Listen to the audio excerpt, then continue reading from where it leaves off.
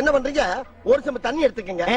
அத தோசைக்கல்ல ஊத்தி அதுக்குன்னு வழக்கமா ஒரு விளக்கமாறு வச்சிருப்பீங்கல்ல? ஆமாங்க. அத அடிப்பக்கமா திருப்பி சரிங்க. வரட்டுன்னு ஒரு 4 இழுப்பு இழுத்து சரிங்க. நல்லா கழுவி விட்டுருங்க. சரிங்க. ஒரு கிண்ணம் நிறைய மாவு எடுத்து பெரிய ரவுண்டாவும் இல்லாம சின்ன ரவுண்டாவும் இல்லாம பொதுவா ஒரு ரவுண்ட ஊத்தி 4-5 வெங்காயத்தை போட்டு அள்ளி பொடி பொடியா நறுக்கி அப்படியே மேலாப்ல பரபர தூவி விட்டு சரிங்க. ஒரு நீளமான கேரட் எடுத்து அதையும் பொடி பொடியா நறுக்கி சரிங்க.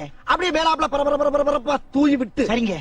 ஒரு 16 கரண்டி நெய் எடுத்து சரிங்க. அதுல 6 கரண்டி நெய்ய உள் சைடு அப்படியே லேசா விளாவி விட்டு சரிங்க. 10 கரண்டி நெய்ய தோசைக்கு வெளி சைடு அப்படியே மேலாப்ல விளாவி விட்டு சரிங்க.